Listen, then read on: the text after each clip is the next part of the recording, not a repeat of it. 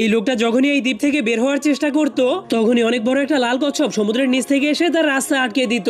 এরপর তার শক্ত পিঠের সাহায্যে সেই লোকটার বাঁশের ভেড়াটাকে ধাক্কা মেরে মেরে ভেঙে ফেলতো। কিন্তু যখনই লোকটা ভাবতো এখনই কচ্ছপটা তার উপর আক্রমণ করে দিবে তখনই কচ্ছপটা তার সামনে গিয়ে থেমে যেত, এমনকি তাকে কিছুই করতো না। তখন লোকটাকে এত ভয় পেতে দেখে কচ্ছপটা চুপচাপ সেখান থেকে চলে যায়। কিন্তু সেই লোকটা একদমই বুঝতে পারছিল না যে সেই কচ্ছপটা তাকে কেন এখান থেকে যেতে দিচ্ছে না। এই জন্য সে অনেক রেগে সমুদ্রের দিকে তাকিয়ে অনেক জোরে জোরে চিল্লাতে শুরু করে দেয়। তখন সে দেখতে পায় সেই কচ্ছপটা ধীরে ধীরে সমুদ্রের কিনারে আসতে শুরু করেছে। যা দেখার পর লোকটা ভাবতে শুরু করে মনে হয় এটাই তার প্রতিশোধ নেওয়ার সঠিক সময়। এই জন্য সে অনেক রেগে পাহাড়ের উপর থেকে নামতে শুরু করে দেয়। এরপর নিচ থেকে একটা বাঁশ উঠিয়ে কচ্ছপটার মাথায় অনেক জোরে একটা বাড়ি মেরে দেয়। কিন্তু তা দেখে মনে হচ্ছিল কচ্ছপটা একটুও ব্যথা পায়নি। এই জন্য সে কচ্ছপটাকে উল্টে দেয় যাতে সে সেখান থেকে পালাতে না পারে। কিন্তু এরপর সে কচ্ছপটার উপরে উঠে তাকে থুতু মেরে তাকে সেই রোদের মধ্যে ফেলেই চলে যায়। যার কারণে কচ্ছপটা চুপচাপ সব অত্যাচার সহ্য করার পরেও সেই লোকটাকে কিছুই বলে না। কিন্তু তবুও লোকটা সেই দ্বীপ থেকে পালাতে পারছিল না, যার ফলে